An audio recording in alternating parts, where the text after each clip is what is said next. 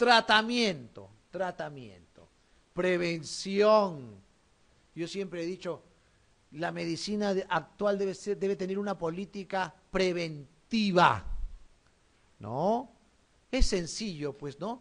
Y le voy a hacer algunos parangones o algunos ejemplos, ¿no? Viene un paciente hinchado, abotagado, con el párpado hinchado, abotagado, hinchado en las piernas, aliento halitóxico. Ah, doctor, este es un renal, pues, un urémico, insuficiencia renal crónica. Pongan el apellido, terminal. Ya no tiene chiste diagnosticar un IRCT porque saben que ese paciente va a ir o a trasplante o a diálisis. Diagnostiquen un IRC precoz, en estadio inicial. Para eso tengo que hacer prevención. ¿No? Igual, un paciente con glucosa alta, poliuria, polidipsia, ah, pues doctor, es una diabetes. Pero ya tiene diabetes, ya. Pésquenlo cuando tenga prediabetes o cuando tenga el riesgo, tiene un IMC un poquito elevado, tiene mucha dieta con carbohidratos, tiene antecedentes familiares de diabetes, ahí el médico debe abocarse. Esa es la parte preventiva. Igual en estos casos, ¿no? Mire, ¿qué pacientes? Hay que cambiar estilos de vida en pacientes con IMC alto, tipo de actividad, evitando el sedentarismo. Acuérdense que el sedentarismo coadyuva osteoartrosis y coadyuva osteoporosis, ¿no? Factores asociados con diagnóstico temprano, medidas locales, analgésicos. Esta es una condición importante. El paciente quiere que le calmen el dolor. Y cuando hablamos de analgésicos, tenemos una gama de analgésicos, siendo a la cabeza los AINES, importantes como el naproxeno, el diclofenaco, el ketoprofeno, el ketorolaco, la nimesulida, el celecoxib, ¿no? Una serie de medicamentos analgésicos, AINES. Algunas veces cuando no remiten con eso usamos los opioides tipo el tramadol, tipo la codeína. Algunas veces usamos ese tipo de medicamentos, ¿no? Analgésicos AINES como el paracetamol, el ácido salicílico, ¿no? Quirúrgicos, ¿no? Como tratamiento final. Y actualmente pues se está abocando un poco más al tratamiento, como le digo, de los antiartrósicos en los últimos años. Pero el inconveniente es que las respuestas son lentas. O sea, cuando viene un paciente con dolor articular y le ponen un antiartrósico oral, que vienen sachets, en suspensiones o en tabletas, la respuesta no es inmediata, son meses o años. Y el paciente quiere corregir su molestia inmediatamente. Para eso usamos asociados a analgésicos o AINES, ¿no? Y acá está la glucosamina, el condroitin sulfato, la diacereína, que menos ahora se usa, y reemplazo de líquido sinovial que se llama la viscosuplementación. Acá está un gráfico tomado de un libro muy conocido anatómico, el Netter, ¿no? En la cual se ve la estructura, miren, la degeneración del cartílago, es netamente cartílago, es condrocito la alteración. Y miren, va disminuyendo, miren el espacio articular y miren el espacio articular acá, y va disminuyendo el espacio articular con pinzamiento y hay hipertrofia. La hipertrofia del hueso es la esclerosis subcondral. Esta es una osteoartrosis, miren una forma, esta es la famosa risartrosis que les mencioné. Vamos a reforzar algunas cosas más en el concepto. Es una enfermedad articular degenerativa, osteoartrosis, hipertrófica, artrosis, son lo mismo, son epónimos, son igual, significan lo mismo. Es una enfermedad que se caracteriza por dolor y limitaciones funcionales, donde los osteofitos y el estrechamiento articular son las características radiológicas, ¿no? Ahí está. El desacoplamiento entre la degradación y reparación del cartílago es lo que conlleva al deterioro funcional, o sea, a la artrosis, ¿no? Es la más común de todas las enfermedades articulares. Debemos conocerlo, no solo el médico especialista, sino todo médico debe conocer de una artrosis, de una osteoartrosis. Su importancia radica en el impacto económico, cuántas ausencias en trabajo, problemas de seguros, ¿no? Los pacientes con discapacidad funcional. O sea, es un problema social, socioeconómico. Miren, una enfermedad a un problema socioeconómico. Paciente, ¿no? También existe en algunas formas de otras especies. La epidemiología, enfermedad crónica más común en los ancianos.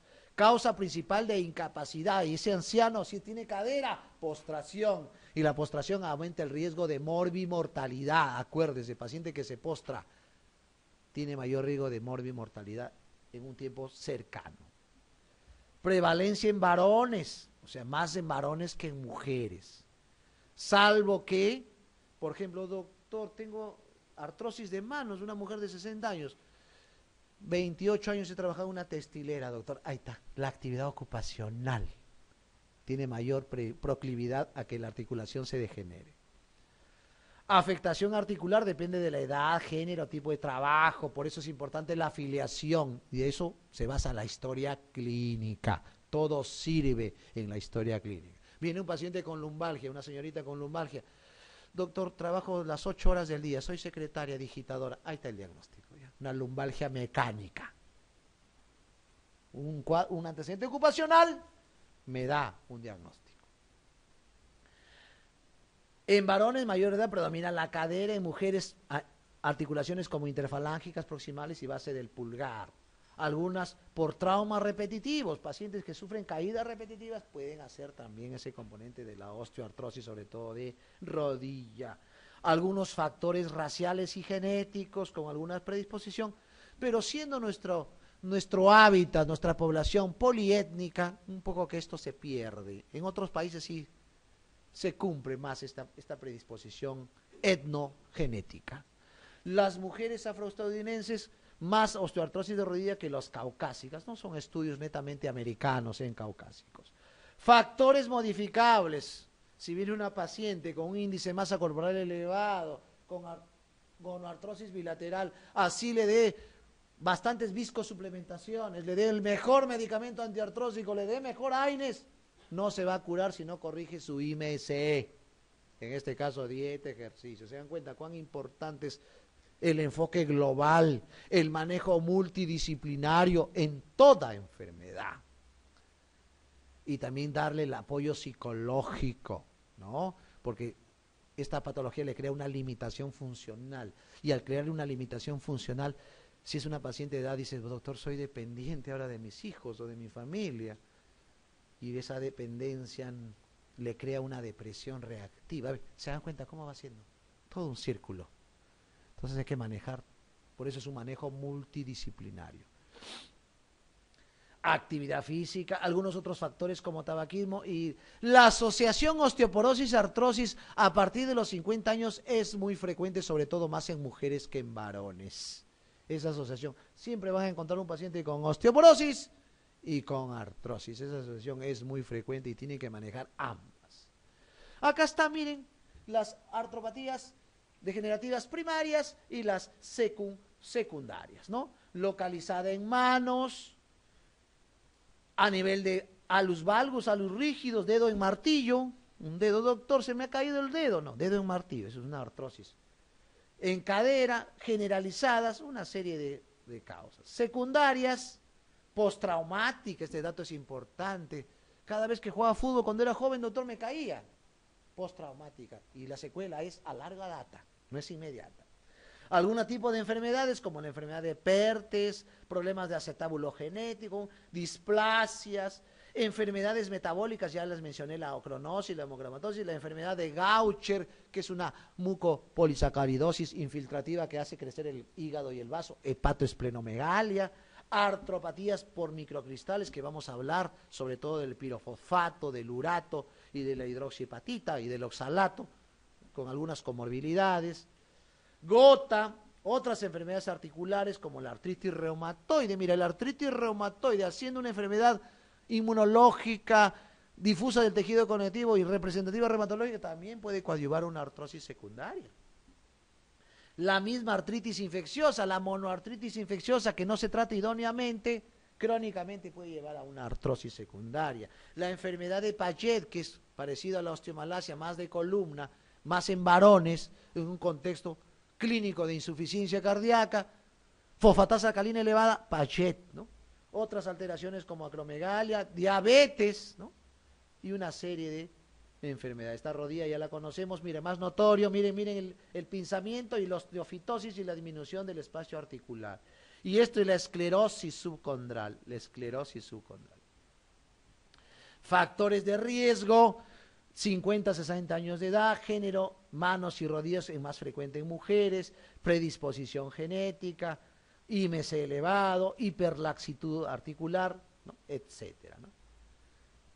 Esta ya es anatomía patológica, zonas ulceradas focales del cartílago, osteofitos yuxtaarticulares y liberación de fragmentos, una serie de cambios a nivel del condrocito, esclerosis ósea que les he mencionado y les he enseñado, quistes óseos y cambios histológicos en la matriz, sobre todo condral.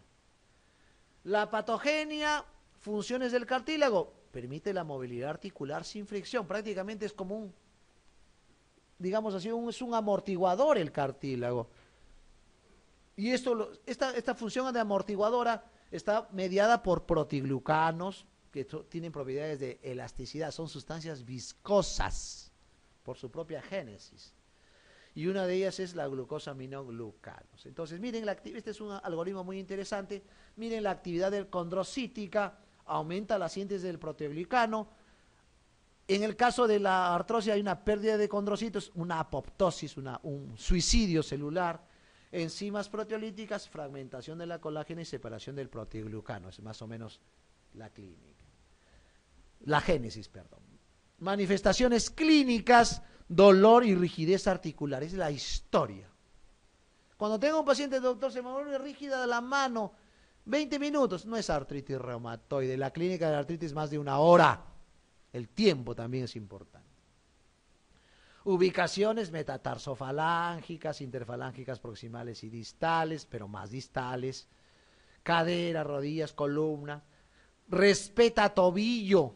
Es un clásico, ¿no? Cuando vean dolor en tobillo con hinchazón, no planteen osteoartrosis, artrosis. Probablemente sea una artritis reactiva. La artritis reactiva tiene mucha afección por el tobillo. Dolor, crepitación o crujidos, limitación funcional y algunas veces puede haber hidroartrosis, o sea, derrame articular. Pero generalmente los derrames articulares en el paciente con gonoartrosis son derrames pequeños, no tan evidentes. Afectación articular específica en manos, nódulos de Heberden, Bouchard. Los nódulos se asocian a una artrosis trapecio metacarpiana, esto es lo que llama la risartrosis, ¿no? Que les mencioné, no puede hacer la pinza.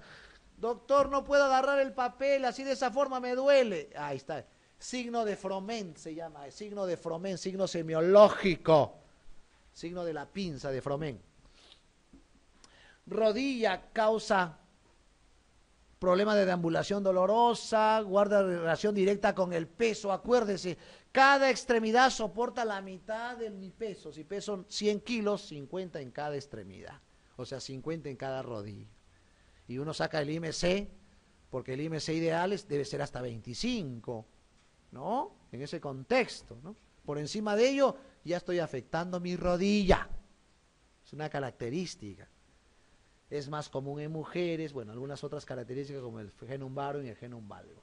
Otras causas de dolor, siempre hay que ver otras causas de dolor cuando tengo dolor en rodillas, no solamente una gonoartrosis, esguinces, meniscopatía. Justamente ayer he visto una paciente que, doctor, se me ha hinchado la rodilla y hace años se me hincha la rodilla muy repetitivamente, tiene 50 años la paciente, y le examino, no cruje, meniscopatía. Meniscopatía, ya no es un problema reumatológico, es un problema traumatológico. El tratamiento ya no es darle antiartrósicos, AINES, el tratamiento es artroscopía. ¿Ves cómo cambia? O sea, hay que definir bien el diagnóstico para dar una terapéutica idónea. Si no, voy a hacer un apaga incendios. Tengo cólico, le doy antiespasmódicos. Tengo fiebre, le doy antipiréticos. Tengo náuseas, le doy antieméticos. Tengo dolor, le doy analgésicos, AINES. Eso no es medicina, ¿no? La medicina es tratar el asidero, el origen. Inflamación de la bolsa, que es bursitis, ¿no? Esto vamos a hablar cuando hablemos de REAS, reumatismos extraarticulares. Y eso afecta también la parte de la gota, de la pseudogota. Quiste de Baker, el quiste de Baker es, doctor, tengo un bultito detrás del hueco de la rodilla, es el popliteo. Eso se asocia mucho, pregunta de examen, ya ha sido pregunta de examen del STEP, ha sido pregunta del MIRE, ha sido pregunta de residencia, el quiste de Baker se asocia a artritis reumatoide y la condromalacia de rótula. Viene un paciente con dolor de rodillas, paciente de 38 años, deportista, le gusta jugar fútbol, ¿no? Muy común en el mundo, ¿no? Y tiene el antecedente que su hijito también le gusta jugar fútbol y también tiene dolor de rodillas. Y doctor, vengo preocupado porque me han salido unos bultitos en ambas rodillas, unos bultos, me dice. ¿Hinchazón? Le digo. No, doctor, son bultitos, incluso con prominencias. Y su hijito también tiene ese dolor y esa... Sí, doctor. El diagnóstico está antes de examinar al paciente, la anamnesis, ¿no? Osgood-Schlatter. El Osgood-Schlatter justamente es eso, son prominencias por debajo de la rodilla, bilateral, que producen dolor cuando hacen movimiento. Y una clásica es, doctor, cuando me arrodillé, un otro día se me cayó mi lapicero, me arrodillé, porque se cayó debajo del escritorio y me dolieron ambas rodillas. Otro paciente dice, doctor, no voy a la iglesia, a misa los domingos. ¿Por qué le digo? Porque no puedo arrodillarme cuando van a leer el Evangelio. Justamente, Osgood-Schlatter, pregunta de examen también ha sido eso. ¿Ah? Osgood-Schlatter. Impotencia funcional, y la impotencia funcional produce pues que el paciente haga menos actividad, y al hacer menos actividad, los músculos que están relacionados con esa articulación produce atrofia, hipotrofia muscular, ¿no? A nivel de pie, metatarsofalángicas, a nivel de columna, generalmente las zonas predilécticas son cervicales y lumbares, ¿no? Doctor, me duele el cuello, no puedo a veces flexionar, extender, me duele y suena. Ya está, es una espondiloartrosis cervical. ¿Cuál es la complicación en la espondiloartrosis cervical? Cuando la espondiloartrosis cervical es severa, puede disminuir el conducto del espacio de la médula, el conducto raquídeo. Es lo que le llaman estrechez del canal raquídeo. El paciente va a comenzar a tener, doctor, me hormiguean las manos. Cuando hago esto, siento hormigueo de las manos. Hace una semana he visto un paciente así. Signo del ermite. Signo del ermite. Es un signo semiológico neurológico. Mire, una patología reumatológica asociada a un signo neurológico. Lermite, ¿qué quiere decir? Que está haciendo una plexopatía, porque tiene problemas del canal raquídeo, ¿no? Y acá está, compresión de las raíces nerviosas. Historia clínica, anamnesis, examen físico. El diagnóstico es radiográfico, radiológico, estrechamiento articular, osteofitos marginales, geodas, que no es en realidad lo frecuente, es un cuadro más severo. Generalmente la velocidad de cementación y la PCR están normales, o pueden estar levemente elevadas, pero no tiene connotación clínica, a diferencia de las enfermedades reumatológicas y inflamatorias, en la cual la velocidad de sedimentación y la proteína C reactiva son fases de reactante aguda y nos sirven de parámetro de diagnóstico de inflamación y de parámetro de evolución. Le doy tratamiento y veo cómo está bajando esos parámetros. Sirve para manejo. El líquido sinovial es no inflamatorio, transparente, muy viscoso. Ese es un dato importantísimo. En la gonoartrosis hay mucha viscosidad en el líquido. ¿Por qué? Porque cuando pierde la viscosidad un líquido, eso es artritis séptica. Acuérdense que las bacterias son muy ávidas a la mucina. ¿Quién le da la viscosidad al líquido sinovial? La mucina. Y la bacteria consume mucina, por eso el líquido no tiene viscosidad, no tiene filancia, ¿no? Fisioterapia, el tratamiento tanto médico, fisiátrico es importante en el paciente, aparte de sus cambios de estilo de vida, dietéticos, manejo de su peso, etcétera, y actividad, es el manejo farmacológico y coadyuvado con un buen tratamiento fisiátrico, ¿no? Y al final, la cirugía ortopédica, que es al final, por ejemplo, la rodilla ya con tratamientos, procesos recurrentes, repetitivos, prótesis de rodilla y quedan como nuevos, prótesis de caderas, etcétera, ¿no? La cirugía ortopédica. Algunas veces los pacientes vienen con mucho dolor y una rodilla hinchada, pero no flogótica. Ahí pueden hacer infiltración intraarticular. Y la infiltración intraarticular se hace con corticoides. ¿Y cuál es el corticoide que más se usa para infiltración intraarticular? La triamcinolona, que viene de 10, de 20 y de 40 miligramos. Es un procedimiento que lo hace el médico reumatólogo, pero cualquier médico capacitado en hacerlo y con las buenas condiciones. Mucho cuidado, porque las infiltraciones intraarticulares mal hechas pueden conllevar a artritis séptica. Si no hago una buena medida de bioseguridad, puedo introducir gérmenes al espacio articular. Y una de las causas puede ser una infiltración intraarticular no bien hecha. Acá hay algunos estudios de osteoartrosis en rodilla. Mire, el estudio MOS, un estudio bien grande, un estudio prospectivo, para ver la capacidad funcional, la actividad física y el índice de capacidad, ¿no? Este es un cuadro de evolución, cómo mejora y empeora de acuerdo al tratamiento o no. Causas de osteoartritis: herencia, edad, IMC, traumas repetitivos. Y acá está un gráfico de biología molecular, ¿no? Mucho más específico, ¿no? Porque donde está el cartílago, que es la génesis, donde está el hueso subcondral y el fluido sinovial, ¿no? Y donde está el condrocito, que es la piedra angular, donde se está trabajando más. Y míreme, hay factores de interleuquinas, ICANS, BCANS, que se relacionan a colagenasas. Todo tiene que ver, y aquí se está trabajando en el tratamiento futuro. Y este es un gráfico sacado de un EULAR. El EULAR es el Congreso Anual Europeo de Reumatología. Justamente este junio, 13 al 17 de junio, va a ser en París. Uno siempre quiere volver a París, el sitio que más he visitado. París va a ser el Congreso EULAR, y cada año en el EULAR hacen los consensus. Y este es un gráfico clásico de los EULAR, ¿no? Circular, y se ve qué medidas se da o ha ido dándose, por ejemplo, en esta osteoartrosis. Así como ven de esta osteoartrosis, hay de artritis reumatoide, hay de lupus, de esclerodermia, estos gráficos de tratamiento, ¿no? Por ejemplo, parte importante, el grado de nivel cultural, educación, estilo de vida. Si el paciente se concientiza en esos cambios, tenemos ganado un gran terreno en el éxito del manejo, ¿no? Algunos tipos de ejercicios y la baja de peso es importante. Disculpen que la diapositiva está en inglés, ¿no? Y han ido mejorando, miren, AINES, tanto los AINES orales como los AINES tópicos, frotaciones, ¿no? El paracetamol clásico, paracetamol, nunca falta en la casa, ¿no?